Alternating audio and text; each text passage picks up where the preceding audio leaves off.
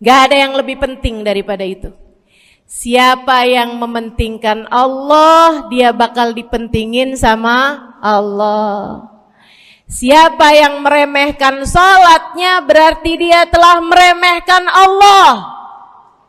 Siapa yang meremehkan Allah, dia akan diremehkan oleh Allah. Na'udzubillah min dzalik.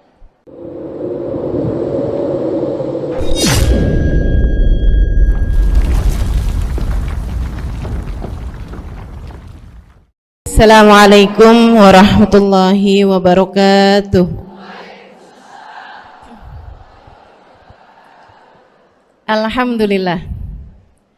Wassalatu wassalamu ala Rasulillah Muhammad ibn Abdillah wa ala alihi wa sahbihi wa man walah. Subhanaka la ilma lana illa ma 'allamtana innaka antal alimul hakim. Rabbi shrah li sadri wa yassir li amri wahlul 'uqdatan min lisani yafqahu qawli. Amma ba'du. Alhamdulillah, ibu-ibu sekalian saya muliakan, hadiah indah di mana Allah mengizinkan kepada kita untuk menghadapnya. Bukan main. Siapa kita ini sampai diizinkan Allah untuk bolak-balik menghadap kepada Allah Subhanahu wa taala dalam salat-salat kita? Saya pernah dengar dari para guru-guru kami, guru-guru saya. Mereka mengatakan di saat orang salat, di saat kamu salat, di saat saya salat, bukan hanya karena saya mau sholat, kamu mau sholat, akan tetapi karena kamu dianggap mulia di mata Allah, sehingga Allah izinkan dirimu untuk menghadap padanya. Ketika saya sholat, bukan hanya karena saya mau sholat, akan tetapi karena saya punya nilai di mata Allah, sehingga Allah izinkan kepada saya untuk menghadap padanya. Sebaliknya, ketika kamu tidak mau sholat, bukan hanya karena kamu tidak mau sholat, akan tetapi karena kamu sudah jatuh dalam pandangan Allah, terhina dalam pandangan Allah, sehingga Allah tidak lagi mengizinkan kepadamu untuk menghadap kepadanya. Ketika seseorang tidak sholat, bukan hanya karena dia tidak mau sholat, akan tetapi karena ia sudah tidak lagi bernilai di mata Allah, sehingga Allah tidak izinkan dia untuk menghadap padanya. Teman-teman, saudariku sekalian yang saya muliakan, kalau bicara tentang sholat nih teman-teman, ada 4 tingkatan, ada 4 kelas. Untuk kamu melihat sholatmu sudah ada di kelas yang mana. Kalau saya boleh bilang kelas teratasnya nih kelas bisnis, oke lah ya. Kelas bawahnya lagi kelas, atasnya kelas eksklusif ya, kelas eksekutif. Terus bawahnya lagi kelas bisnis, bawahnya lagi kelas, tapi ada 4 kelas, bawahnya lagi kelas gerbong. Nggak naik dalam kereta nih ya. Kelas yang paling bawah kita bahas nih, kelas gerbong nih. Kayaknya naik di atasnya nih ya, gerbongnya. Teman-teman sekalian, orang yang di saat mengerjakan sholat, dia kerjakan juga, tapi merasanya sebagai beban. Ya ampun, udah maghrib aja, baru juga asar. Ya ampun, males banget dah. Ini gak ada rusuh nih, kita kan lagi jalan-jalan nih, kita kan lagi belanja nih di Tanah Abang. Itu jamaah aja gimana sholatnya. Nah ini orang-orang yang menganggap sholatnya sebagai beban, malas kalau disuruh sholat, terutamanya subuh. Terutamanya sholat subuh. Ini Allah ceritakan orang-orang yang seperti ini adalah kelompoknya orang munafik. Naudzubillah. Alladzina idza qamu ila sholati qamu kusala. Orang-orang yang kalau disuruh sholat bangun juga sih, tapi malas banget. Setan nih nemenin dia, kayak naroin batu di atas kepalanya, bikin dia berat mau ngerjain sholat. Kalau lagi tidur, ngipas-ngipasin matanya, bobo aja lagi. 5 menit lagi, 5 menit lagi, bangun-bangun udah siang. Pernah terjadi padamu?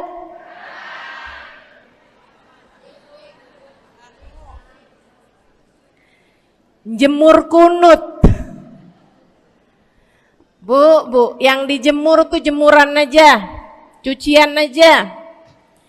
Jangan sampai jemur kunut. Kunutnya dijemur ya.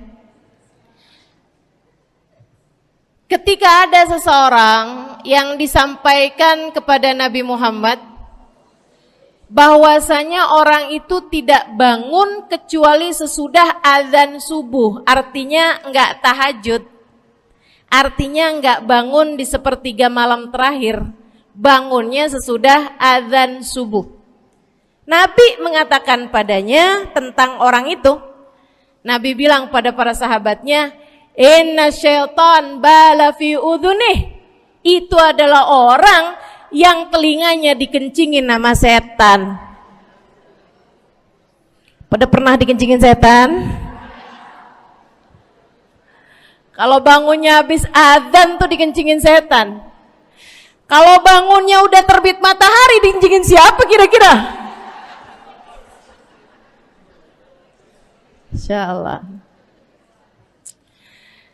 Teman-teman saudariku sekalian yang saya muliakan, alladzina idza qamu ila sholati qamu kusala, malas bener kalau diajakin sholat, sampai sebagian sholatnya dikerjakan keluar dari waktunya.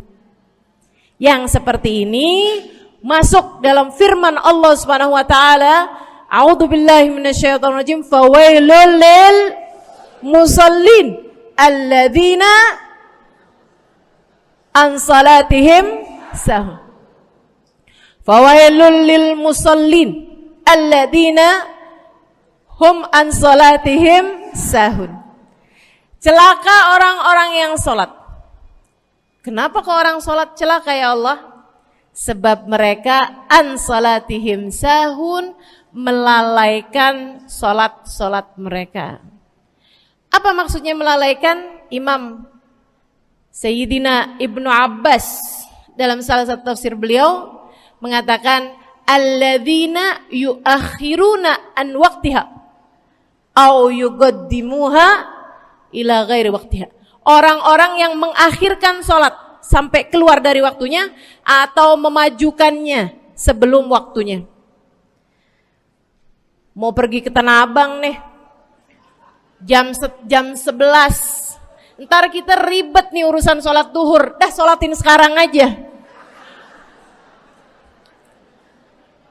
Ini orang-orang yang fawailul lil musallin. Bu, sesibuk apapun dirimu, jangan pernah ninggal sholat. Bu, lagi ngerjain perkara penting apapun kamu, jangan pernah mengakhirkan sholat. Jangan pernah mengeluarkan sholat dari waktunya. Kenapa gitu? Karena bu, sholat itu urusanmu sama Allah. Gak ada yang lebih penting daripada itu. Gak ada yang lebih penting daripada itu. Siapa yang mementingkan Allah, dia bakal dipentingin sama Allah. Siapa yang meremehkan sholatnya, berarti dia telah meremehkan Allah. Siapa yang meremehkan Allah, dia akan diremehkan oleh Allah. Na'udzubillah min dzalik. Buat adik-adik jomblo, jangan pernah mau kawin sama orang yang gak sholat. Biarpun kamu udah nunggu cukup lama, kalau ada yang lamar kamu dan dia gak sholat, jangan mau, Bu. Dek,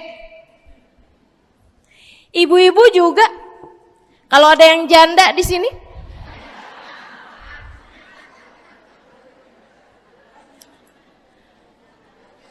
terus ada yang ngelamar kamu, walaupun di garasinya ada kijang,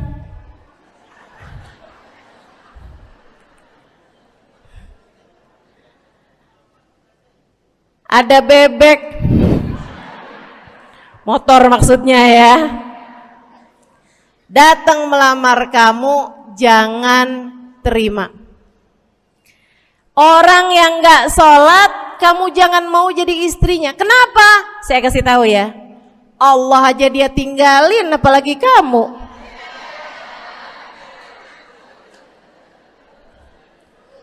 Allah aja dia tinggalin. Siapa yang tidak berguna baginya peringatan Allah, maka tidak akan berguna baginya peringatan dari siapapun. Tapi dia mencintai saya, Ustazah. Dia mencintai saya cinta mati katanya. Sekarang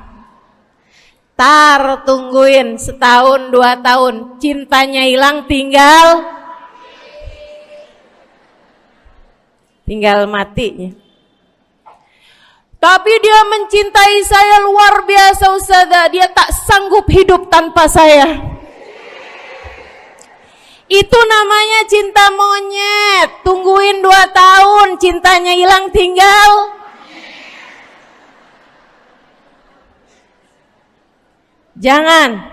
Jangan temenan sama orang gak sholat. Dia telah jatuh di mata Allah. Maka kita pun belajar buat jadi orang-orang yang terus mendaki, terus meraih rahmatnya Allah, terus belajar buat jadi salah satu orang yang dipandang dengan rahmat oleh Allah Subhanahu wa taala. Salah satunya dengan cara kita memuliakan sholat, kita menjaga sholat. Jagain sholatnya, jangan masuk kelompok orang yang tadi itu sholatnya menjadi beban. Ini kelompok paling bawah nih. Naik ke kelas ekonomi. Tadi begitu ya? Kelas ekonomi, orang-orang yang sholatnya menjadi sebuah kewajiban. Dia kerjain, dia tahu itu wajib, dia gak akan tinggalin. Tapi sama halnya dengan kewajiban-kewajiban yang lain. Kita nih kalau mikirnya kewajiban, Bu,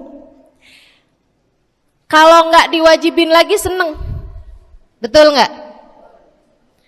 Masih ada kayak beratnya gitu ngerjain sholat. Orang yang sholatnya dianggap sebagai kewajiban. Kayak anak-anak sekolah tuh, wajib pakai seragam, wajib ngerjain PR. Kalau 1 hari, besok enggak wajib pakai seragam. Ada enggak ya pakai seragam? Enggak ada. Enggak ada. Enggak ada yang besoknya dia pakai seragam, terus tanyain, "Kenapa kamu tetap pakai seragam?" Abisnya saya suka sama seragamnya. Enggak ada. Karena mereka menganggap pakai seragamnya adalah kewajiban. Sekolahnya sebagai kewajiban. Jadi giliran besok libur anak-anak, hore gitu. Ada orang-orang yang sholatnya dianggap sebagai kewajiban. Nggak ada yang nambah kalau kewajiban tuh. Sholat sunnah boro-boro, sholat wajib aja kalau bisa dibikin sesingkat mungkin akan dilaksanakan dengan cara yang sesingkat-singkatnya.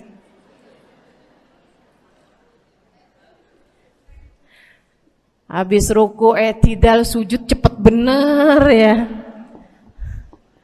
Malaikat raqib, malaikat atid nih udah tahu aja kalau dia sholat. Habis ghairil maghdubi alaihim waladdallin. Malaikat atid bilang sama malaikat raqib, kulhu, catat kulhu udah pasti.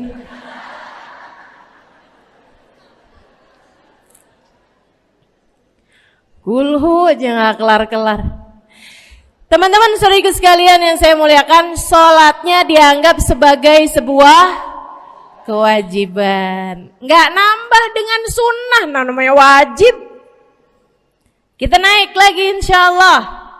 Sholatnya kita naikkan dari yang kewajiban, kita naik menjadi kelas bisnis.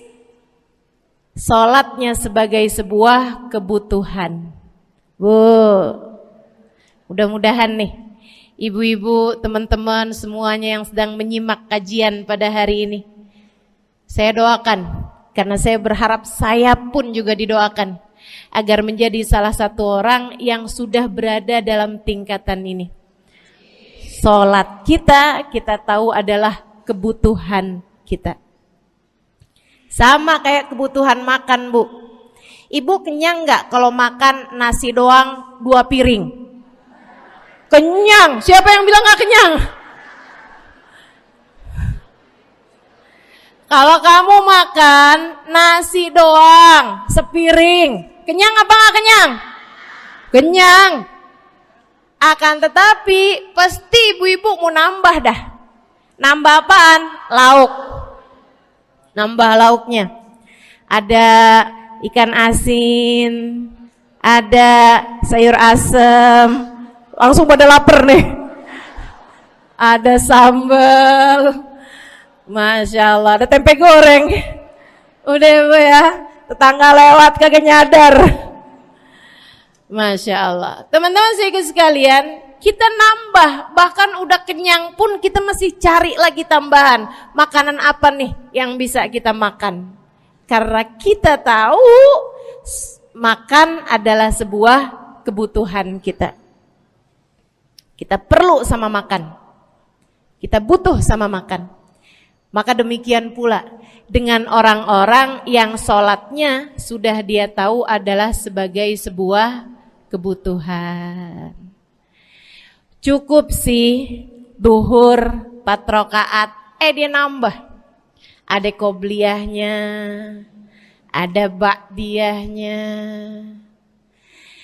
Jam-jam 9 pagi nggak ada sholat wajib sih, tapi pengen ngemil, ya Bu ya, dengan cara kerjain sholat duha. Malam-malam abisnya isya, ampun mau tidur, ingat katanya Nabi, pesannya kepada Sayyidina Abu Hurairah, wasani habibi, kata Abu Hurairah, an utir qabla an anam. Kekasih saya Nabi besar Muhammad, kata Abu Hurairah, kasih pesan pada saya untuk jangan tidur sebelum sholat witir. Jadi habis kelar sholat isya langsung sambung sama witirnya. Dia tahu sholatnya adalah sebagai sebuah kebutuhan. Kebutuhan. Saya butuh untuk sholat karena saya butuh kepada Allah. Saya perlu sholat karena saya perlu kepada Allah. Saya perlu sholat karena saya tahu urusan saya sebesar apapun saya rasakan adalah kecil dalam pandangan Allah. Saya perlu sholat karena permasalahan dalam hidup saya yang saya rasakan sebesar gunung di atas pundak saya, di atas punggung saya, di hadapan Allah tak sampai seperti setitik debu yang mudah saja untuk dia angkatkan dari kehidupan saya. Maka kita pun menjadikan sholat sebagai sebuah kebutuhan. Lagi sakit, jangan ninggalin sholat. Kenapa? kamu menghadap kepada yang punya kesehatan. Lagi banyak utang, jangan ninggal sholat. Sama, jangan utang lagi. Karena kamu menghadap kepada pemilik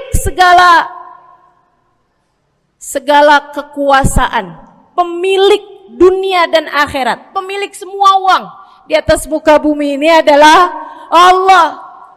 Makanya Habib Ali Habsyi, penulis kitab Maulid Simtud Durar, yang tadi ibu-ibu baca, maulidnya, beliau pernah bilang, ada dalam salah satu diwan beliau, diwan tuh syair-syair beliau itu ya.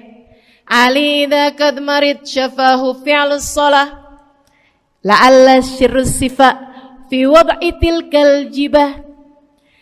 Kata beliau, Ali nih kalau lagi sakit, nih Habib Ali ya, beliau tuh padahal punya amal ibadah sangat banyak, tapi Habib Ali bilang, Ali idza qad marid syafahu fi'lus shalah. Ali nih kalau lagi sakit, sembuhnya sama sholat. Sembuhnya sama sholat. La'alla sirrus sifa. Rasa-rasanya memang Allah letakkan rahasia kesembuhan ada pada fi wad'i tilkal jibah, terletakkannya jabhah kita, dahi kita di tempat sujud. Di sana semua permasalahan dalam hidupmu menjadi ringan. Saat kamu meletakkan dahimu di tempat sujud, kamu berbisik lirih kepada Allah, akan tetapi suaramu didengar sama yang punya arsy. Akan tetapi suara bisikanmu didengar segenap malaikat-malaikat yang ada di atas langit. Kemudian mereka mendoakanmu sehingga Allah mengatakan wasjud waqtarib, sujudlah kamu. Posisi sujudmu itu waqtarib akan membuatmu menjadi dekat dengan Allah Subhanahu wa taala. Sujudlah dan mendekatlah kepadaku, kata Allah. Agrab ma yakunul abad min rabbih fahuwa sajid, kata Nabi Muhammad. Fa'akthiru fihi du'a faqamin an yustajabulah. Tempat terdekat seorang hamba dengan Tuhannya adalah saat dia sedang sujud. Maka perbanyaklah doa dalam sujudmu, kata Nabi Muhammad. Doamu sangat mungkin diijabah oleh Allah. Apalagi kalau doanya kamu haturkan di sepertiga malam yang terakhir. Saat-saat di mana kebanyakan manusia di sekelilingmu yang lalai berada dalam tidurnya, berada dalam alam mimpinya. Para ulama tuh sampai bilang, Bu, dari kehususannya sepertiga malam yang terakhir, orang yang ngerjain maksiat aja sepertiga malam yang terakhir tuh tidur. Ibu gak pernah tahu orang-orang pulang diskotik jam berapa? Gak tahu ya, sama. Tapi Bu, yang pasti mereka tuh sepertiga malam yang terakhir malah pada pulang, malah pada tidur gitu. Orang maksiat aja itu sama Allah dibuat tidur tuh di jam-jam yang biasanya turun rahmatnya Allah. Allah mau milih nih mana nih hamba-hambaku, pilihan-pilihanku akan aku bangunkan untuk menghadapku. Kemudian Allah Subhanahu wa taala bertanya, hal min mustaghfirin, hal min taib, hal min talibi hajatin faunilahul matalib.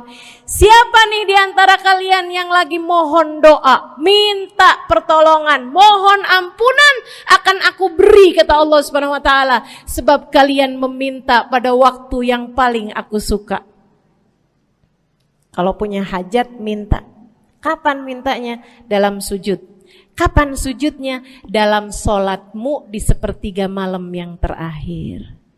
Bu, ngelihat muka-mukanya pada punya hajat banyak-banyak nih. Gimana tahajudnya? Mudah-mudahan Allah jadikan kita salah satu di antara mereka yang menyibukkan diri di sepertiga malam yang terakhir insyaallah. Sampai-sampai Bu ya, saya tinggal lama di kota Hadramut dulu.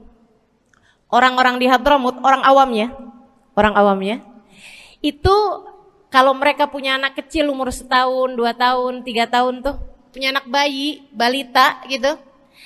Kalau mereka bangun di sepertiga malam yang terakhir, mereka akan membangunkan anak-anaknya walaupun buat main. Alasannya 2. Yang pertama, agar mereka terbiasa bangun di jam-jam segitu. Nantinya kalau besarnya mereka jadi udah kebiasaan bangun di jam segitu, gampang ngerjain tahajud. Alasan yang kedua, ibu-ibu sekalian, agar anugerah, karunia, rahmat, pemberian Allah yang Allah turunkan di sepertiga malam yang terakhir, anak-anak mereka pun berhak untuk mendapatkannya karena mereka tidak sedang dalam keadaan tidur dan dalam keadaan berjaga. Kan kebalik sama orang kita. Anak-anak kita, cucu-cucu kita kalau bangun jam segitu kita tidurin lagi, masih malam nak, masih malam. Mama masih ngantuk nak. Masya Allah. Ibu, saya punya ibunya guru saya. Saya punya guru salah satunya dan yang tercinta di hati saya, Sayyidil Habib Umar bin Hafid. Guru saya. Beliau punya ibu namanya Hubabah Zahra. Almarhumah, baru meninggal masa-masa deket pandemi. Ya Bu ya, baru aja beberapa tahun silam meninggalnya. Itu ibu-ibu sekalian punya anak kalau nggak salah 12. Kalau nggak salah 12 anak beliau. Laki-laki 5. Kalau saya nggak salah ya, mohon maaf kalau saya salah. Kemudian yang perempuan 7. Semuanya soleh-solehah. Semuanya Bu, jadi orang-orang yang luar biasa, yang terutamanya anak yang pertama yaitu Habib Ali Masyhur jadi mufti pada zamannya di kota Tarim. Sampai wafatnya beliau masih sebagai mufti. Mufti itu Bu, permasalahannya umat semuanya ada di meja beliau untuk beliau selesaikan. Anak yang laki-laki yang paling kecil, Al Habib Umar bin Hafid, menjadi kita tahu semuanya ya, orang soleh, ulama, waliullah. Ibu-ibu sekalian, kita mau tahu nih, anak-anak soleh-solehah semacam itu ibunya kayak gimana gitu. Karena Bu, mohon maaf, walaupun memang Nabi Nuh, nabinya udah soleh, anaknya gak soleh, kan begitu ya? Ada juga sih, tapi secara mayoritasnya Bu, buah jatuhnya tak jauh dari emaknya begitu, anaknya kurang lebih begitu.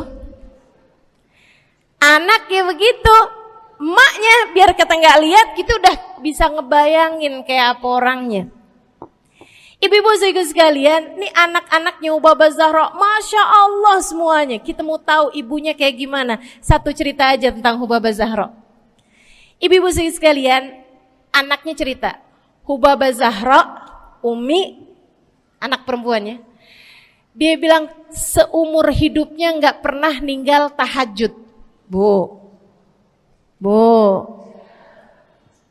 dari awal balik sampai meninggal, tidak pernah meninggalkan tahajud. Jauh banget ya? Sama siapa? Tahajud semalam, seminggu libur. Kelakuan siapa itu? Hubabah Zahra gak pernah ninggal tahajud kecuali satu malam. Satu malam itu beliau tuh lagi ada hajat besar, maksudnya lagi kayak ada acara pernikahan, kemudian beliau juga kelelahan, kecapean, baru tidurnya juga jam-jam 2, jam-jam mau jelang pagi Bu ya. Kelewatan tahajud. Bangun pas azan subuh. Ibu, beliau bangun dengan gemeteran. Beliau bangun dengan menggigil padahal nggak musim dingin. Beliau bangun, azan, azan, innalillahi wa inna ilaihi rajiun. Azan, azan, astagfirullah, astagfirullah, ya Allah, astagfirullah, astagfirullah, azan, ya Allah, ampuni Zahra ya Allah, ampuni Zahra ya Allah. Anaknya cerita, hari itu aku tidak pernah melihat ibuku berlelehan air mata sepanjang hari lebih daripada hari tersebut. Hari itu kami melihat ada seorang perempuan berlelehan air mata beristighfar memohon ampun kepada Allah karena satu malam dalam hidupnya beliau meninggalkan tahajudnya, teman-teman. Masya Allah, Masya Allah. Tiap kali makan ingat gitu, ya ampun tadi malam gak tahajud, samihni ya Rab, samihni ya Rab, sampai gak enak makan. Insya Allah, insya Allah. Mudah-mudahan Allah jadikan keagungan sholat ada dalam hati kita. Sholat kita jadi kebutuhan. Insya naik tingkat eksekutif, teman-teman. Tadi saya ulangin lagi dah, karena ibu-ibu kan suka rada lupaan. Kelas yang paling bawah, kelas apa tadi? Gerbong. Menjadikan sholatnya sebagai beban. Kelas berikutnya menjadikan sholat sebagai kewajiban. Naik lagi menjadikan sholat sebagai kebutuhan. Tingkat terakhirnya ada hamba-hamba tercinta di sisi Allah yang menjadikan sholat mereka sebagai sebuah hiburan dalam hidupnya, hobi dalam hidupnya. Diawali, dicontohkan oleh baginda kita Nabi besar Muhammad yang mengatakan dalam hadis sahihnya, wa ju'ilat qurratu aini fis shalah, wa ju'ilat qurratu aini fis shalah. Dijadikan, kata Nabi Muhammad, Allah telah menjadikan, dijadikan li untukku qurrat aini, kesenanganku dalam kehidupan, kebahagiaanku ada pada, hobiku ada pada as-shalah, salat. Nabi itu orang yang kesenangan beliau, hobi beliau adalah salat. Kana idza faza'ahu amrun aladha ila shalah. Kata para sahabat meriwayatkan, Nabi kalau lagi dengar kabar-kabar yang gak enak, segera menuju kepada sholat. Nabi kalau udah ada kabar-kabar Rasul pasukan kita terkalahkan di medan peperangan, Nabi ngelihat Bilal. Kemudian Nabi Muhammad nanya, udah dekat waktu sholat Bilal? Sebentar lagi Rasul, arihni bihaya Bilal, arihni bihaya Bilal. Yuk Bilal, santaikan diri saya Bilal, tolong hibur diri saya Bilal. Segera azan dan kita akan sholat bersama-sama wahai Bilal. Kesenangan beliau, hobi beliau dalam sholat, dalam hidup adalah sholat. Teman-teman saya sekalian, bukan hanya Nabi Muhammad, tapi para sahabat-sahabat Nabi Muhammad, tapi para tabi'in, para tabi'it tabi'in. Saudaraku sekalian saya muliakan, Sayyidina Umar bin Khattab alaihi ridwanullah, kana idza ja'ahu hal, apabila beliau dalam keadaan hatinya lagi khusyuk, hatinya lagi nyambung banget sama Allah Subhanahu wa taala, kalau mau salat sunnah manggil orang. Beliau sholat dalam masjid, ada orang mau sholat sunnah, ada orang lagi baca Quran dipanggil sama beliau. Kamu saya bayar ya, kamu duduk sebelah sini saya nih, baca Qurannya deketan saya sini, kamu saya bayar. Buat apaan wahai Sayyidina Umar? Buat negur saya, ngingetin saya lagi sholat nih. Oh gak usah dibayar Tuan. Yaudah kalau gitu kamu duduknya sebelah sini ya. Tugas saya apa Tuan? Kalau kamu lihat saya sholat berdirinya kelamaan, ingetin saya buat ruku. Kalau kamu lihat ruku saya kelamaan gak bangun-bangun, ingetin saya buat bangun. Kalau kamu lihat sujud saya kelamaan, ingetin saya buat duduk. Karena saya sekarang ini kalau lagi berdiri baca Al-Quran lupa buat ruku. Dari nikmatnya bacaan Quran beliau. Baik Tuhan. Sholat, baca Fatihah, habis itu baca Quran, surat Al-Quran. Dapat selesai satu, kok masih enak. Baca lagi, masih enak lagi. Baca lagi, yang sebelah beneran nih gak ruku-ruku. Beliau berdiri kemudian bilang, Tuhan ruku. Gak kedengeran. Beliau berdiri deketin telinganya, Tuhan ruku. Belum kedengeran juga. Ruku. Allahu Akbar. Sayyidina Umar bin Khattab. Tabi'in. Sayyidina Ali Zainal Abidin.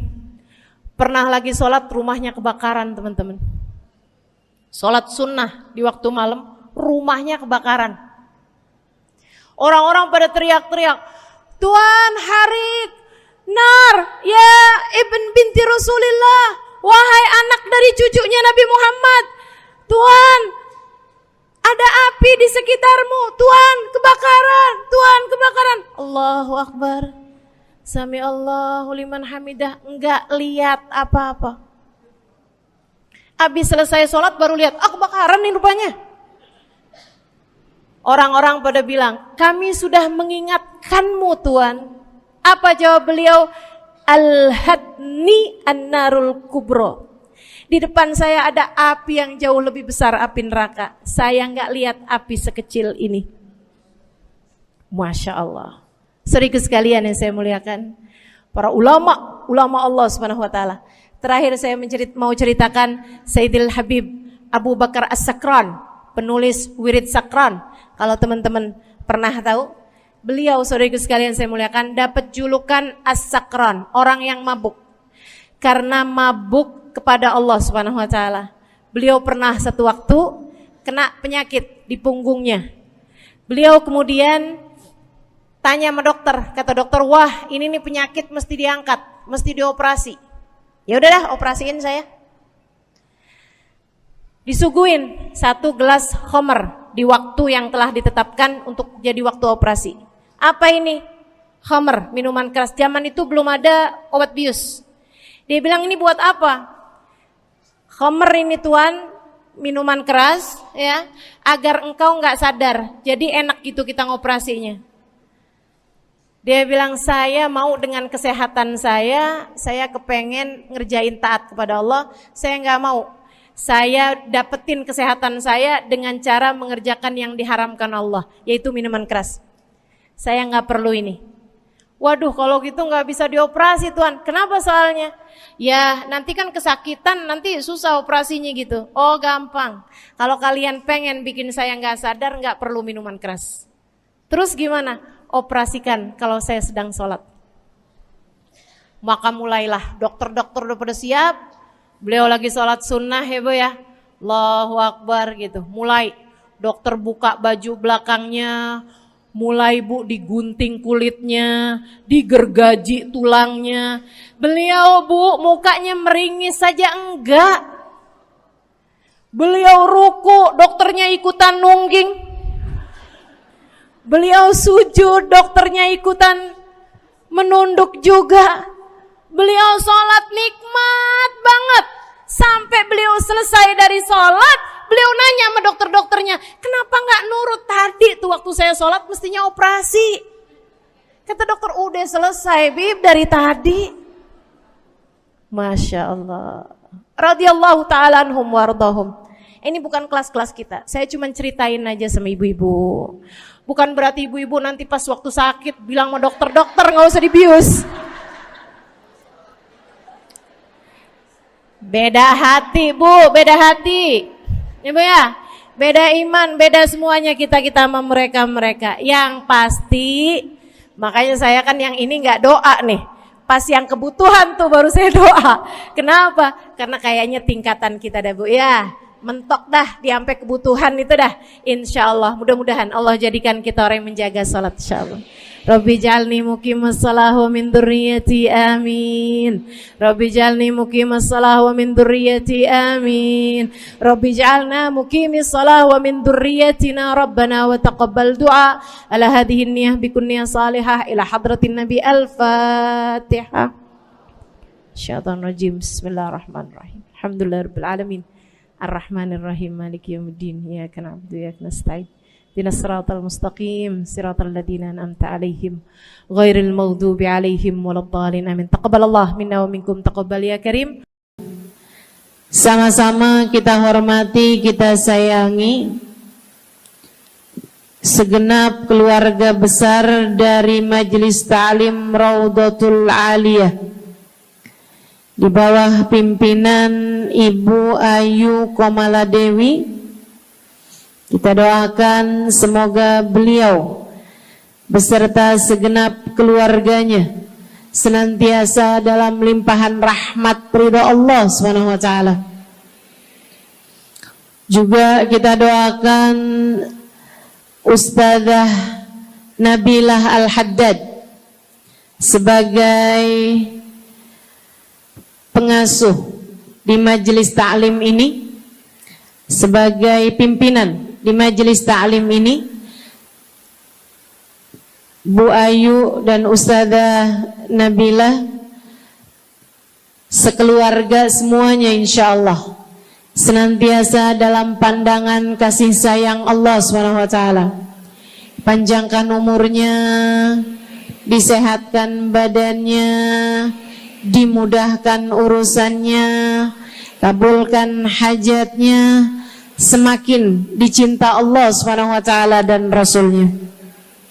Para ustadzah, para hubabah, para syarifah, para pimpinan pondok pesantren, para pimpinan majelis ta'lim, yang mudah-mudahan semuanya dalam limpahan rahmat ridha Allah SWT, serta tentu saja semua yang hadir di majelis ini, baik ibu-ibu, kakak-kakak, adik-adik, anak-anak, yang mudah-mudahan semuanya dirahmati Allah, disayang Allah, dibahagiakan Allah, diistiqomahkan jalannya menuju ridha Allah Subhanahu wa taala, insyaallah diistiqomahkan jalannya menuju surga Allah Subhanahu wa ta'ala. Amin ya rabbal alamin.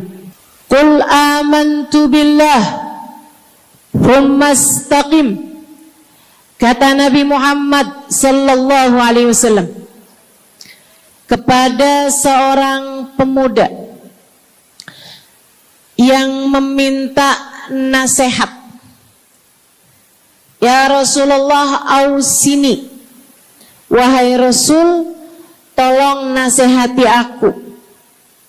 Kita kalau ketemu orang mulia, jangan minta duit, Bu.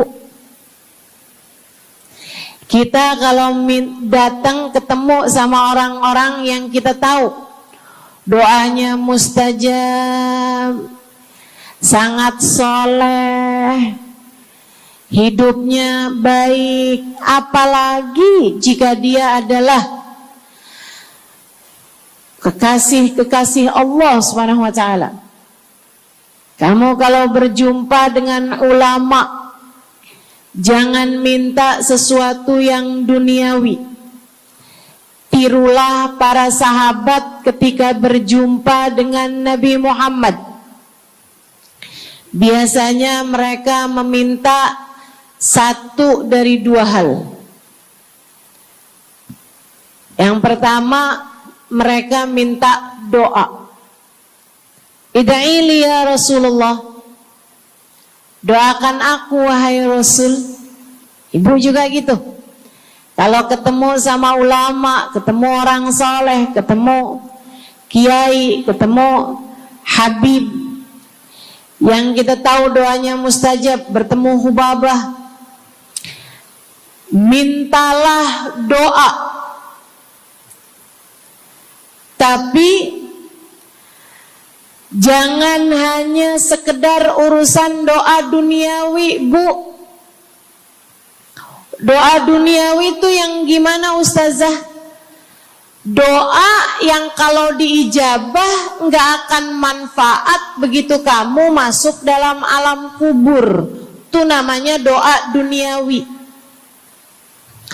Ustazah, doakan saya biar saya cepat kebeli rumah. Bu, kalau mati rumahnya dibawa gak? Ustazah, doakan saya kepengen beli HP baru. Dibawa gak HP-nya? Enggak. Itu namanya doa duniawi. Ustazah, doakan biar suami saya tambah cinta.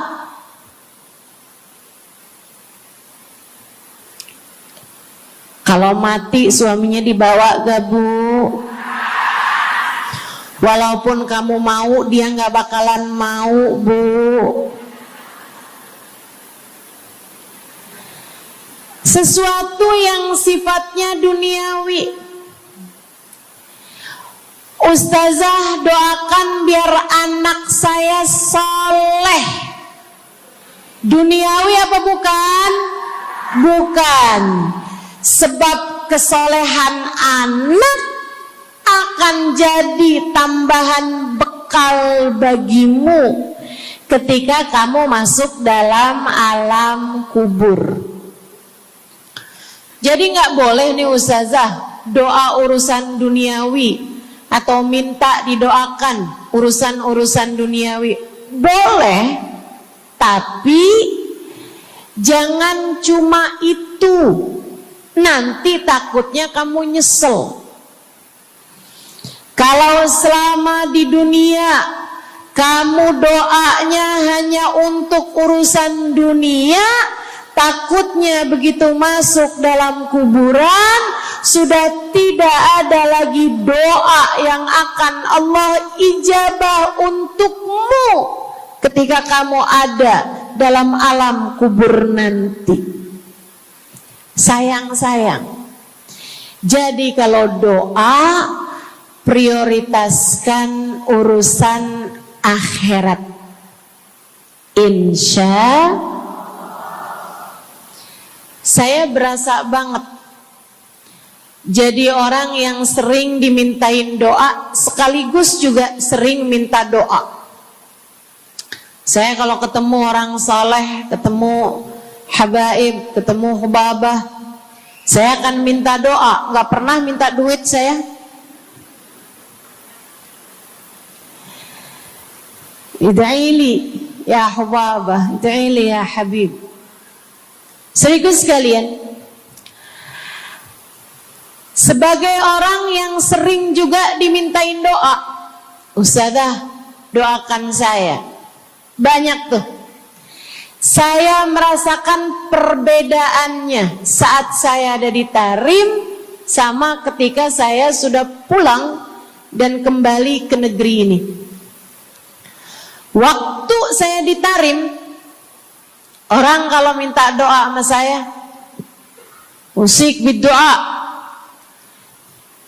tolong ya doain saya. Saya suka tanya, doa apa? Selalu aja, hampir semuanya mengatakan hal yang sama. Ida'ili bihusnil khatimah. Doakan saya biar husnul khatimah. Begitu nyampe ke Indonesia, kalau ada orang bilang Ustazah doain saya, biasanya lanjut tuh doanya, minta apa langsung dibilang, nggak pakai tanya. Ustazah doain saya biar utang cepat lunas. Ustazah doain saya biar cepat dapat jodoh. Ustazah doain saya biar jadi orang kaya.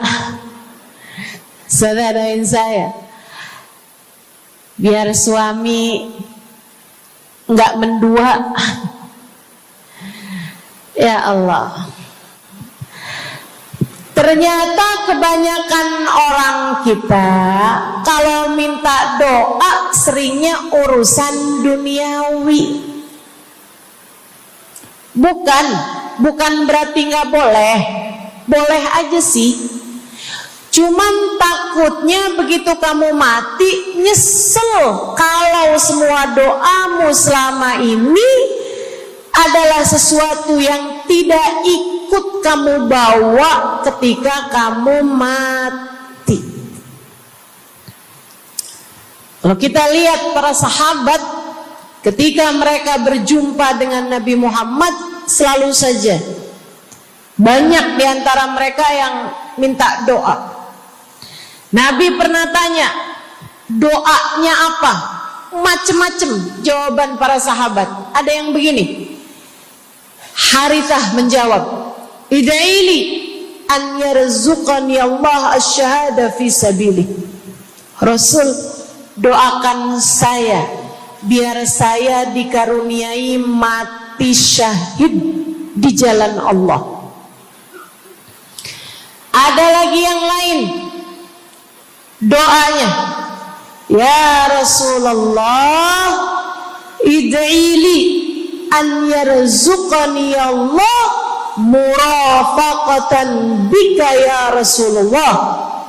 Doakan biar saya nanti di masa sesudah kematian saya, di masa akhirat nanti bisa mendampingimu wahai Rasulullah, bisa berjumpa denganmu wahai Rasul, bisa ada dalam rombonganmu wahai Rasulullah. Doa-doa yang sangat ukhrawi, doa-doa yang sangat akhirat, karena mereka sudah faham tujuan hidup sesungguhnya adalah mencari ridha Allah Subhanahu wa ta'ala. Tujuan hidup sesungguhnya adalah bergerak menuju surga Allah Subhanahu wa ta'ala. Tujuan hidup sesungguhnya adalah berpulang kepada Allah dalam keadaan Allah ridha kepada kita. Sahabat tuh minta didoakan, sama yang kedua minta nasihat. Kita juga nyontoh, kalau ketemu orang soleh, kalau ketemu ulama, kalau ketemu habaib, ketemu kiai, ketemu bunyai, ketemu hubabah, ketemu ustadzah, ketemu ustadz, minta nasihat. Selain daripada minta doa, mintalah nasihat. Hal ini dicontohkan oleh para sahabat kepada Nabi Muhammad. Datang seorang pemuda berjumpa Nabi Muhammad sallallahu alaihi wasallam. Kemudian bertanya, ya Rasulullah, ausini, wahai Rasulullah, berikanlah nasihat kepadaku ini. Nabi Muhammad tersenyum, senang, bangga, karena mengerti bahwa umatnya faham apa yang harus diminta dari nabinya. Nabi berkata kepadanya, qul amantu billah thumma istaqim. Kata Nabi Muhammad, ucapkanlah, aku beriman kepada Allah, kemudian istiqomahlah kamu di jalan Allah. Nasihat Nabi Muhammad buat pemuda tersebut, nasihat Nabi Muhammad buat pemuda-pemuda umatnya sepanjang zaman, nasihat Nabi Muhammad buat umatnya baik yang muda maupun yang tua, baik laki-laki maupun perempuan, baik yang pintar maupun yang kurang pintar. Semua umatnya dinasehati sama Nabi Muhammad. Karenanya akan saya sampaikan hal ini kepadamu hari ini. Quli, ucapkanlah, amantu billah, aku beriman kepada Allah. Tsumastaqimi, kemudian istiqomahlah kamu, wahai saudariku, di jalan Allah. Katakanlah, aku beriman kepada Allah. Kemudian istiqomahlah. Istiqomahlah.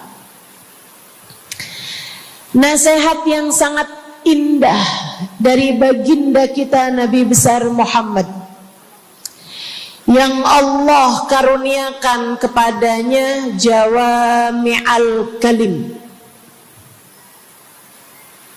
dapat selalu berbicara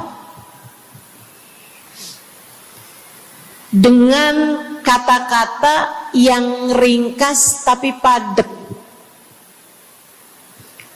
Nabi itu ucapannya ringkas tapi padat. Nggak kayak saya, Bu, udahlah panjang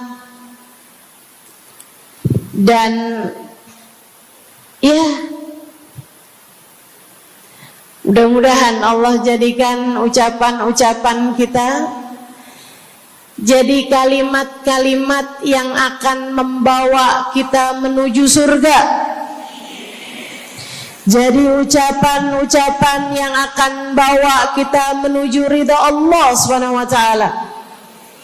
Ibu-ibu, kita sama-sama belajar biar kalau ngomong itu enggak panjang-panjang, akan tetapi bermutu, berkualitas.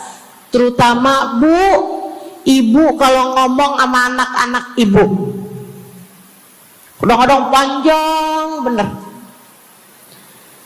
Padahal itu aja, anak sampai hafal. Iya mah, katanya gitu. Betul gitu? Nabi kalau ngomong pendek aja tapi penuh makna. Nabi kalau bicara seringkali nggak panjang-panjang tapi sangat berarti. Satu hadis beliau saja bisa disyarahkan, diberi keterangan, hingga bahkan berkitab-kitab banyaknya. Ibu-ibu sekalian, salah satu dari ucapan ringkasnya Nabi Muhammad, amantu billah, kata Nabi, qul amantu billah, tsumastaqim, ucapkanlah, aku beriman kepada Allah, kemudian istiqomahlah di jalan Allah.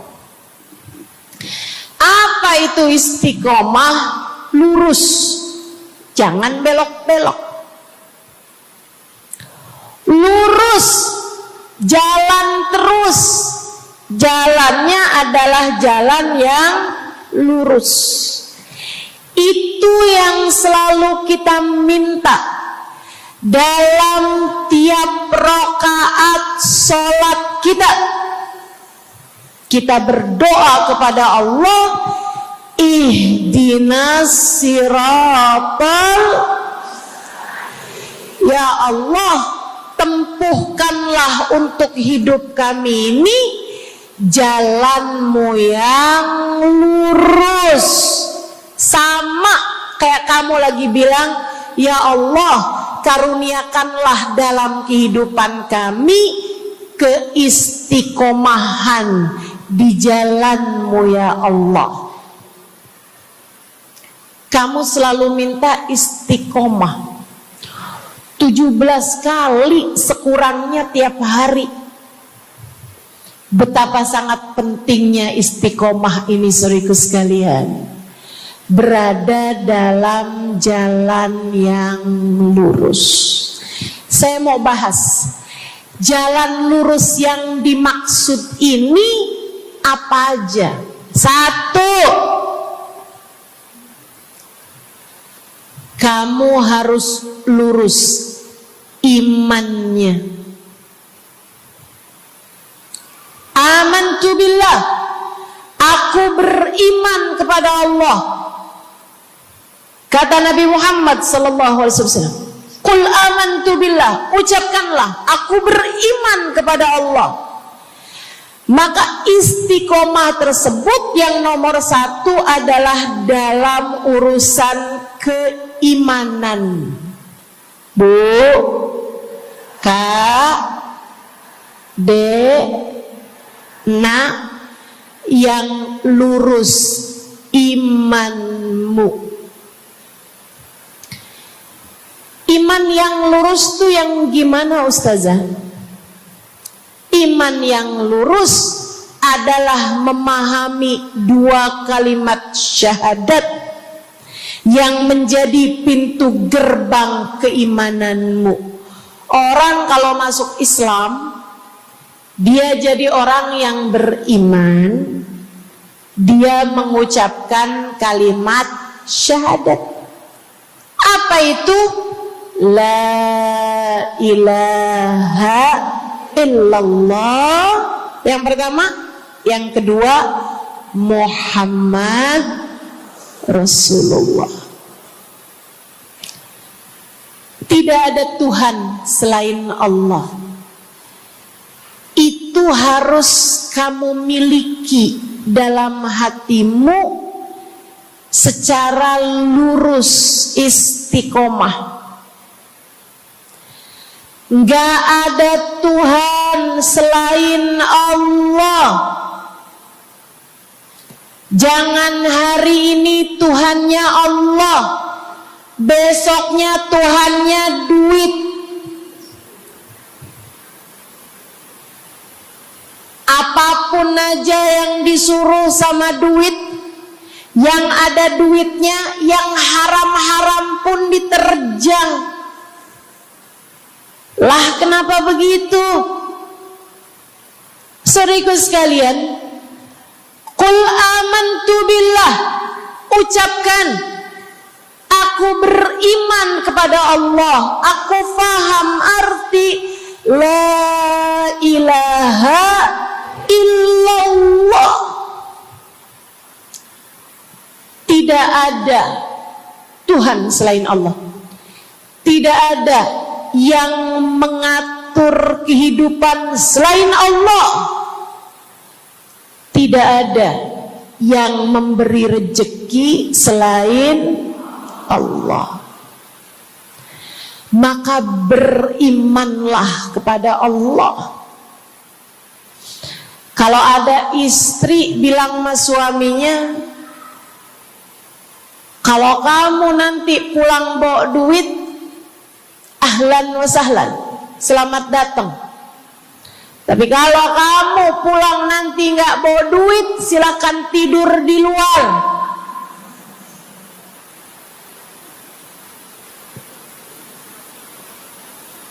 Kamu sepertinya kurang beriman Kamu lupa bahwa pemberi rezeki bukan suamimu, melainkan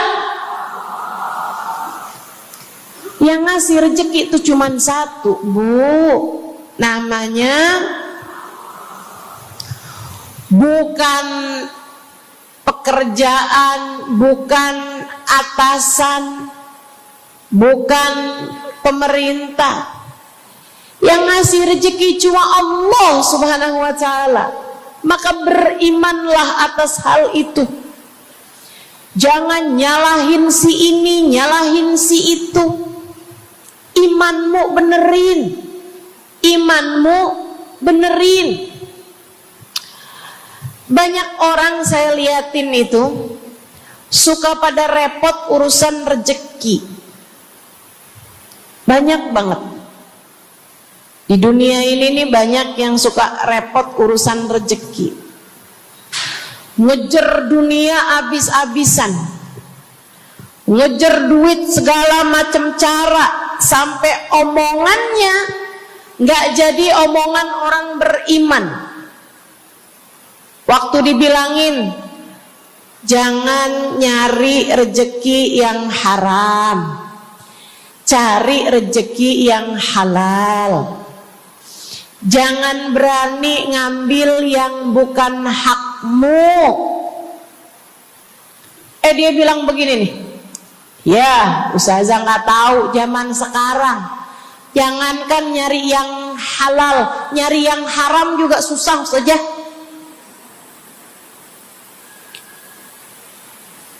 Itu omongan orang nggak beriman. Kamu mesti ngerti dulu. Kalau yang kamu minta adalah urusan rezeki, dengerin. Kalau yang kamu minta urusan rezeki, kamu harus datang kepada alamatnya. Yang sering kali membuat kamu setengah mati urusan rezekimu, sampai mau-maunya menghinakan diri, minta-minta sama orang, berharap dari orang. Seorang ibu berharap dari anaknya, seorang istri berharap dari suaminya. Saudariku sekalian, yang sering kali membuat kamu tersiksa urusan rezeki adalah karena kamu salah alamat.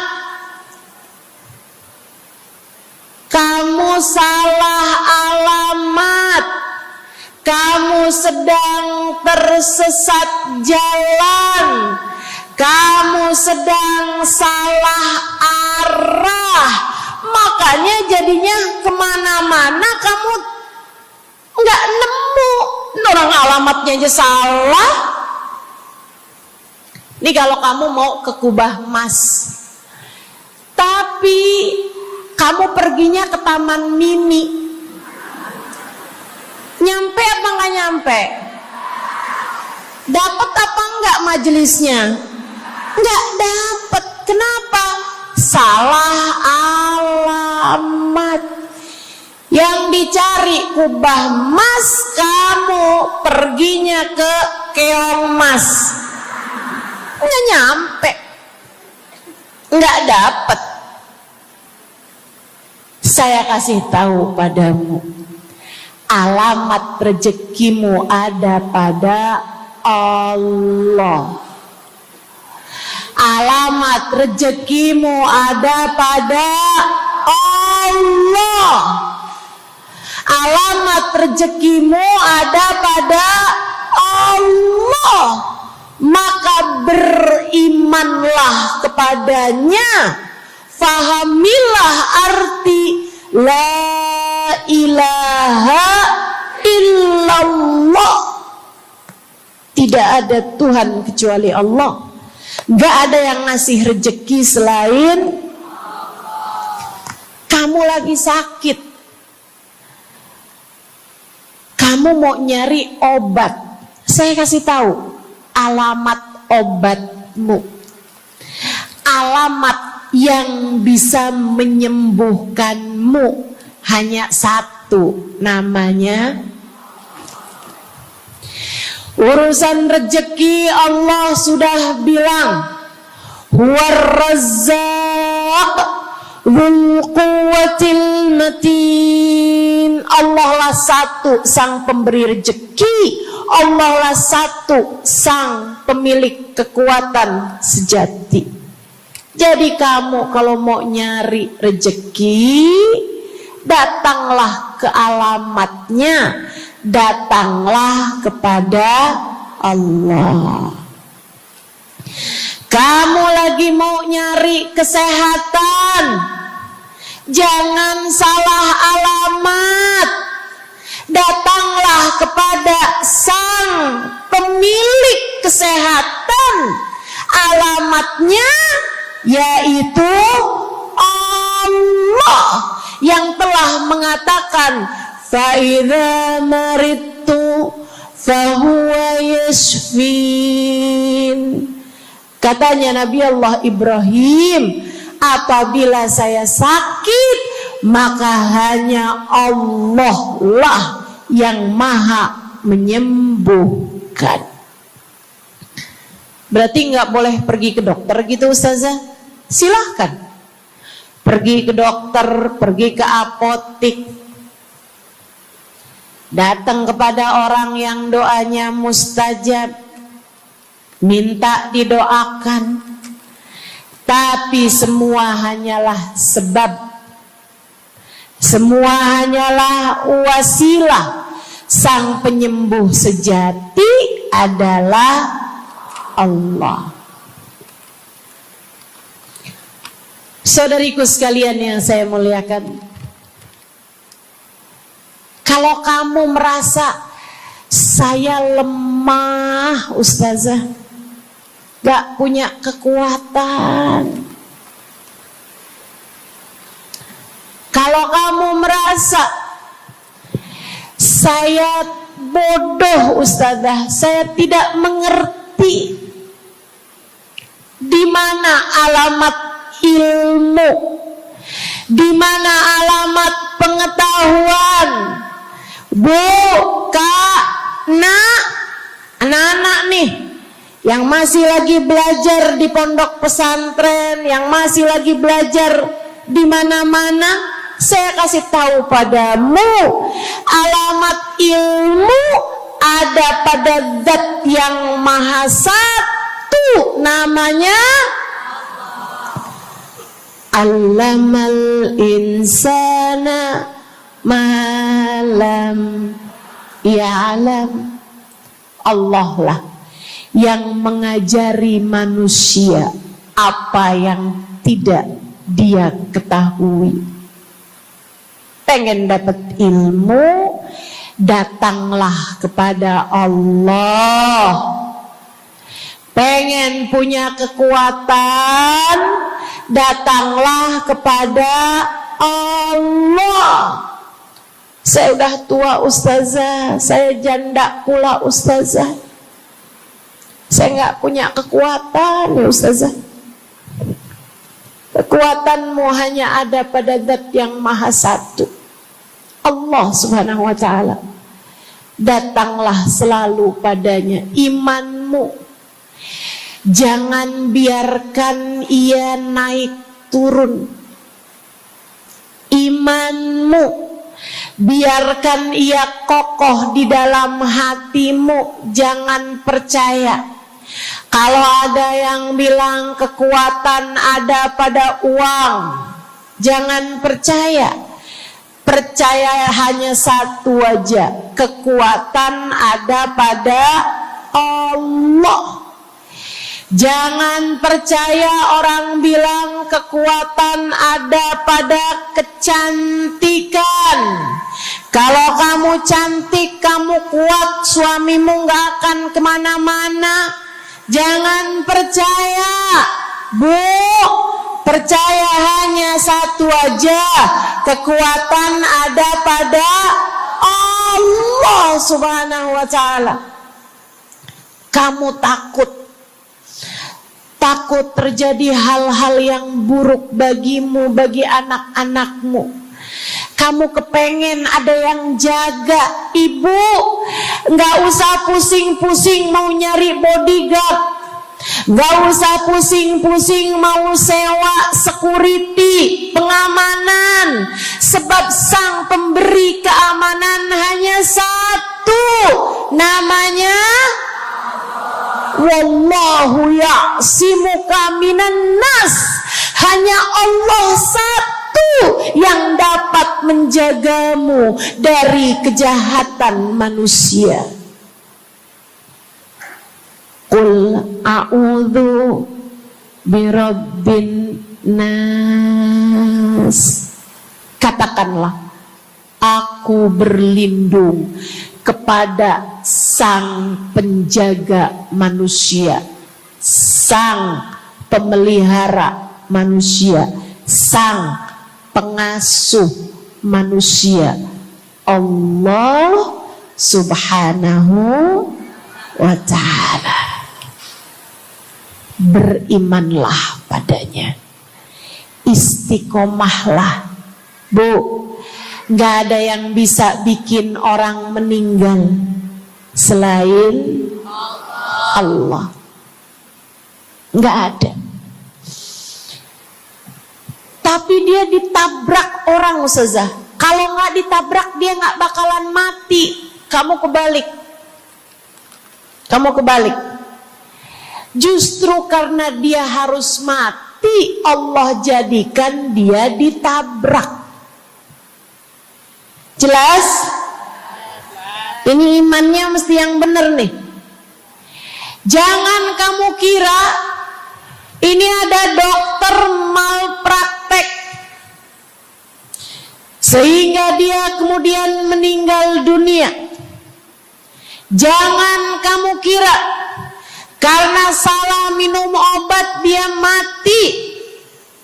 Bukan, ibu-ibu sekalian. Justru karena dia harus mati, karenanya kemudian ketemu sama dokter yang malpraktek lah, ketemu sama obat yang salah lah. Itu hanya sebab kematiannya itu sendiri. Allah udah bilang, idza jaa ajaluhum la yastakhiruna sa'atan wa la yastaqdimun. Apabila datang ajal seseorang, gak ada siapapun yang bisa memajukan barang semenit pun, gak ada yang bisa memundurkan meski sesaat sekalipun. Gak ada. Emang udah kepastiannya. Waktunya mati ya mati, Bu. Gak ada yang bisa menghidupkan, sekaligus tidak ada yang bisa mematikan selain Allah. Itu artinya istiqomah dalam iman. Tapi tunggu dulu, sebelum saya lanjutkan istiqomah yang lain. Selain beriman kepada Allah, kamu juga harus beriman kepada Nabi Muhammad. Kamu harus beriman kepada Nabi Muhammad. Beriman bahwa beliau adalah, a'udzubillahi minasyaitonirrajim, qul innama ana basyarum mithlukum yuha ilayya. Dua-duanya harus seimbang. Innama ana basyarum mithlukum, tapi juga yuha ilayya. Katakanlah wahai Nabi Muhammad, aku adalah seorang manusia seperti kalian.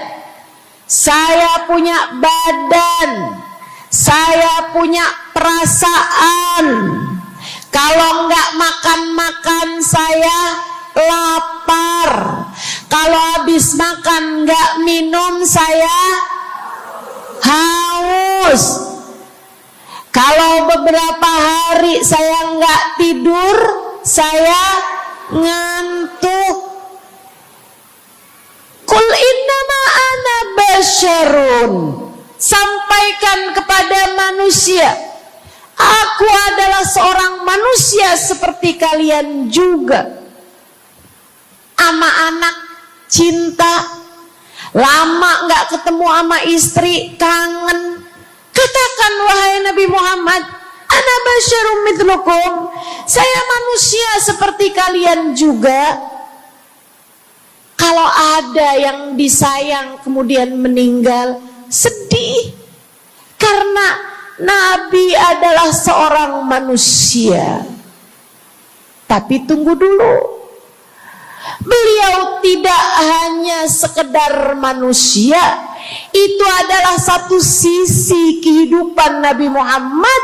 Jangan lupa, innama ana basyarum mithlukum, tapi yuha ilayya, aku diberi wahyu,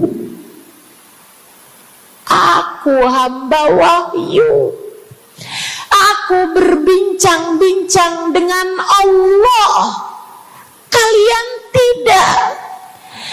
Aku berbicara langsung dengan Allah, kata Nabi Muhammad, kalian tidak. Aku dituruni malaikat Jibril, kalian tidak. Aku diberi wahyu Al-Quran 30 juz, kalian tidak barang seayat pun. Nih, kalau saya perhatikan, imannya umat manusia yang beriman kepada Allah sekalipun menjadi cacat ketika tidak beriman kepada Nabi Muhammad. Lihatin, mohon maaf, orang Yahudi beriman kepada Allah. Kamu kalau nanya sama orang Yahudi, Tuhanmu siapa? Allah. Tapi mereka nggak beriman kepada Nabi Muhammad. Apakah mereka disebut orang yang beriman? Tidak. Orang Nasrani, apakah mereka beriman kepada Allah? Iya. Tapi apakah mereka beriman kepada Nabi Muhammad? Tidak. Apakah mereka beriman? Tidak. Bahkan umat Islam ada yang mempercayai sesudah Nabi Muhammad ada nabi yang lain, namanya Mirza Ghulam Ahmad, sehingga mereka menyebut agama mereka Islam, tapi agama Islamnya pakai ada kelanjutannya, Islam Ahmadiyah. Apakah mereka beriman? Tidak. Sebab syarat iman selain la ilaha illallah juga ada Muhammad Rasulullah. Bahkan Bu, ada banyak di antara kita orang-orang yang iman kepada Allah luar biasa, tapi kalau urusan kepada Nabi Muhammad, kalau lagi diceritain Isra Mi'raj, dia bilang Nabi Muhammad tuh gak usahlah segitu amat diperayakan Isra Mi'rajnya. Nabi Muhammad tuh Isra Mi'raj cuman sekedar ruhnya aja, badannya nggak pakai Isra Mi'raj. Jadi Nabi itu orang ngelihatnya kayak tidur aja, rohnya aja yang melayang-layang. Isra Mi'raj bener, tapi rohnya aja, badannya nggak pakai pergi. Jadi kalian nggak usah berlebih-lebihan sama Isra Mi'raj. Oh kenapa gitu? Kamu nggak percaya sama Isra Mi'raj, sama badan-badannya Nabi sekalian? Kamu nggak percaya kenapa? Ya karena itu nggak masuk akal. Manusia kan nggak bisa kayak gitu. Nabi Muhammad kan manusia. Kamu lupa bahwa Nabi walaupun manusia, beliau adalah yuha ilayya. Beliau adalah hamba wahyu. Ketika diceritakan tentang mukjizatnya Nabi Muhammad yang bisa memperbanyak makanan, bahkan ada ghazal, ada rusa yang berbicara dengan Nabi Muhammad, ada unta yang sujud kepada Nabi Muhammad, ada pohon yang datang kepada Nabi Muhammad dengan mencabut akarnya, kemudian berjalan dengan akarnya menuju Nabi Muhammad. Ketika dipanggil, kemudian sujud pohon tersebut kepada Nabi Muhammad sallallahu alaihi wasallam dan bertanya, "Mengapa engkau memanggilku wahai Nabi?"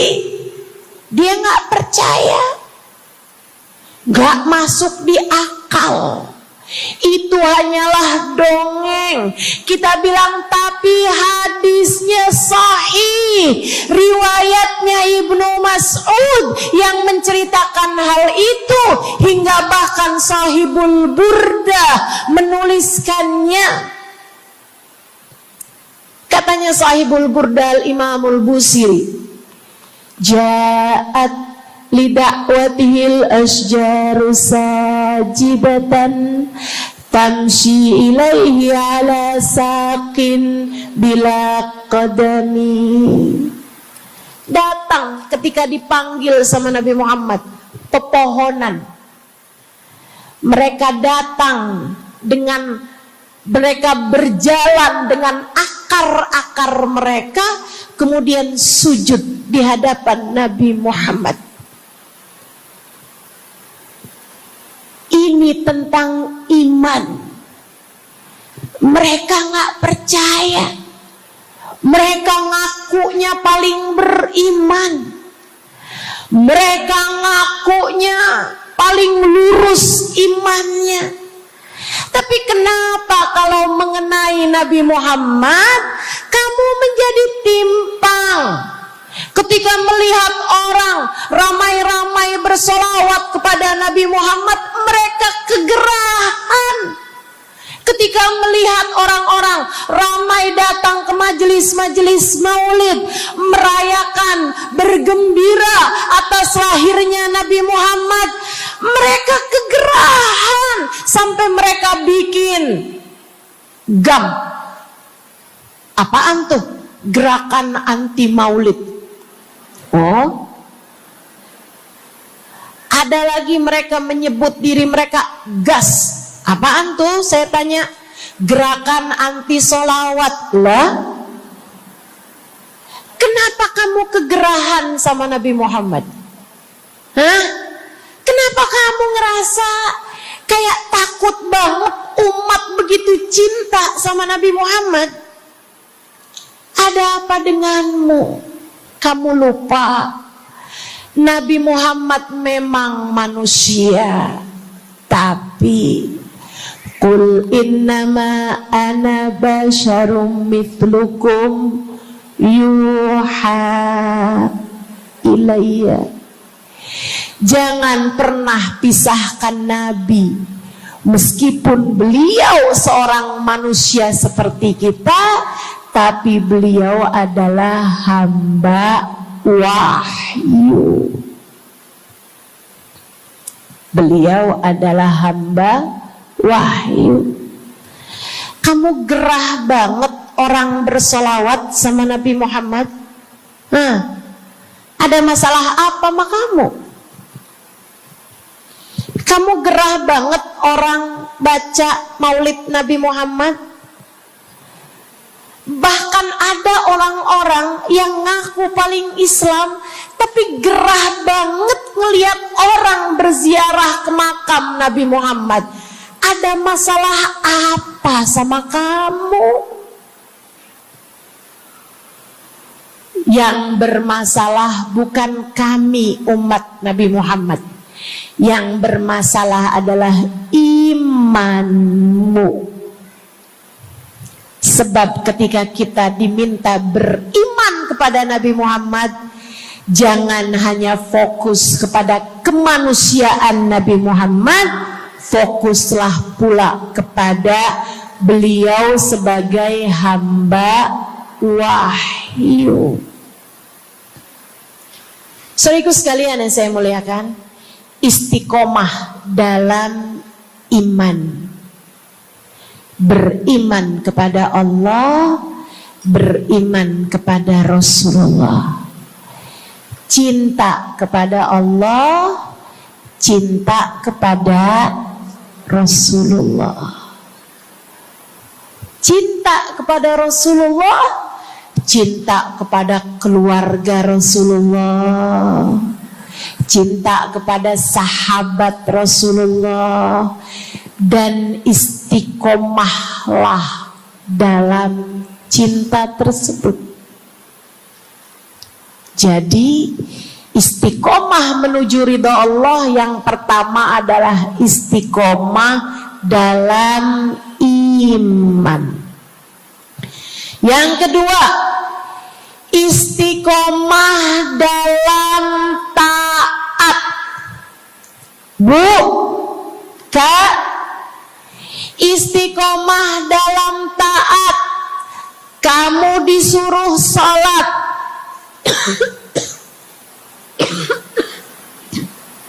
istiqomahlah. Jangan tinggal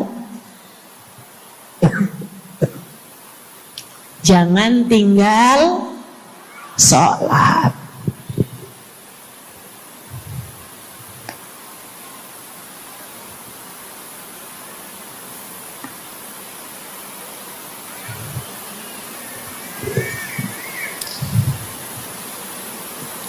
Kamu diperintah buat puasa Ramadan. Jangan tinggal puasa. Yang kemarin puasanya bolong karena menstruasi, karena haid, karena nifas misalnya, kamu wajib untuk bayar hutang puasa di hari-hari yang seperti ini. Jangan sampai hutang kamu nggak dibayar. Kadang-kadang sampai Syakban belum lunas juga. Pas ditanya, kamu kok nggak bayar-bayar utangnya tuh? Habisnya nggak ada yang nagih. Kamu minta siapa yang nagih? Israel. Jangan sampai datang malaikat Israel mencabut nyawamu, sementara kamu masih punya hutang puasa yang belum kamu lunasi. Kamu diperintah Allah buat taat. Istiqomahlah dalam jalan taatmu. Jangan tinggal perintah Allah. Dek, kalau kamu dilamar sama laki-laki yang gak sholat, jangan mau. Tapi dia baik, Ustazah. Baik menurut siapa? Dek, orang ninggal sholat artinya dia ninggal Allah. Saya bilangin, kalau Allah aja dia tinggal, apalagi kamu. Dia bilang dia gak bakal ninggalin saya, Ustazah, karena katanya dia gak sanggup hidup tanpa saya.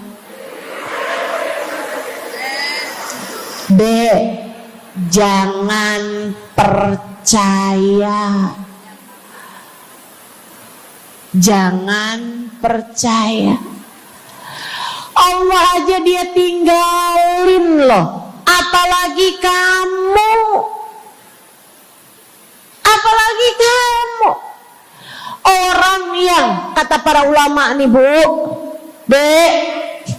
orang yang peringatan Allah tidak bermanfaat padanya, dia tidak akan bermanfaat dengan peringatan siapapun.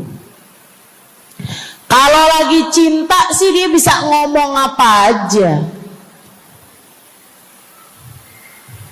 Tapi percayalah, yang bisa ninggal Allah, dia bisa ninggal siapapun. Istiqomahlah di jalan Allah. Istiqomah di jalan Allah. Jangan berani ninggal Allah. Jangan berani ninggal salat. Jangan berani ninggal ibadah. Kenapa gitu Ustazah? Karena yang pegang nasib kamu Allah. Ini nasihat abah saya yang akan saya pegang sampai kapanpun. Abah saya pernah pulang-pulang dari kerjanya, dia cerita, abah tadi ketemu sama orang yang dulu abah pengen jadi kayak dia. Dia itu dulu waktu zaman abah muda, abah kepengen kayak dia, ganteng, kaya, sehat, orang tuanya kaya, dia bisa sekolah. Abah kepengen sekolah, gak ada biayanya. Abah harus bantu orang tua buat nyari nafkah, sehingga akhirnya putus sekolah. SD aja gak tamat, kata abah saya. Serius kalian, kata abah kepengen banget jadi kayak dia itu waktu zaman abah muda. Tadi abah ketemu sama dia di trotoar. Abah kaget ngelihat dia. Kenapa bah? Dia sekarang gila.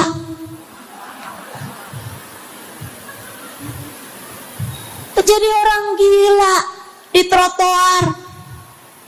Abah pas liatin mukanya kayak kenal nih. Abah saya bilang subhanallah. Nah, abah kasih nasihat sama saya Bu. Zaman saya SD, biar gini-gini saya pernah SD loh Bu.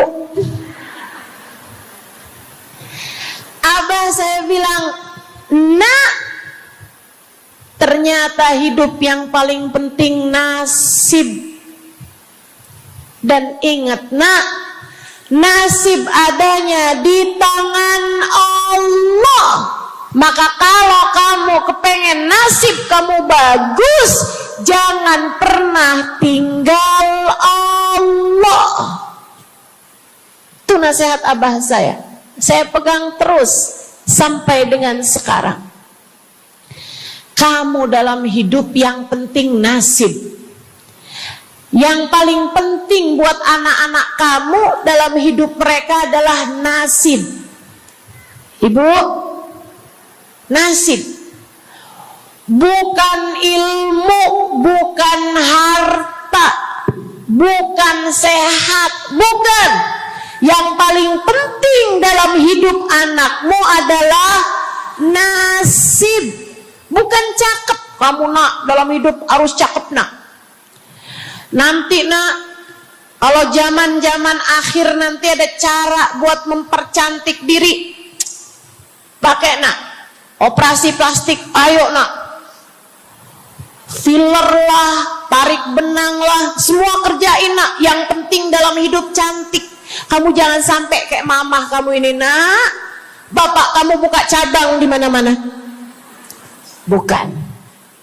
Yang paling penting bagi anakmu di hidup mereka di dunia sebelum kelak di akhirat nanti adalah nasib. Saya kasih tahu, yang paling penting adalah nasib.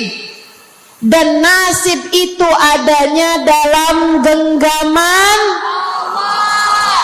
Maka kalau kamu kepengen nasibmu bagus, kalau kamu kepengen nasib anakmu bagus, jangan tinggal Allah. Urusanmu dengan Allah yang bagus. Perintah-perintah Allah jangan ditinggal. Larangan-larangan Allah jangan diterjang. Jelas? Yang di belakang jelas? Saya ingat Bu, saya punya guru namanya Hubabah Bahiyah. Saya kalau jumpa sama beliau, saya selalu minta doa. Saya ceritakan tuh di buku Bidadari Bumi yang pertama. Beliau sangat enggan mendoakan orang lain. Kalau dimintain buat doa tuh beliau jarang-jarang mau doain. Beliau selalu bilang, doa aja sendiri, kata beliau begitu. Bukan karena beliau pelit, doa yang gratis pun gak mau gitu, bukan. Melainkan karena beliau sangat tawadhu, merasa bahwa doamu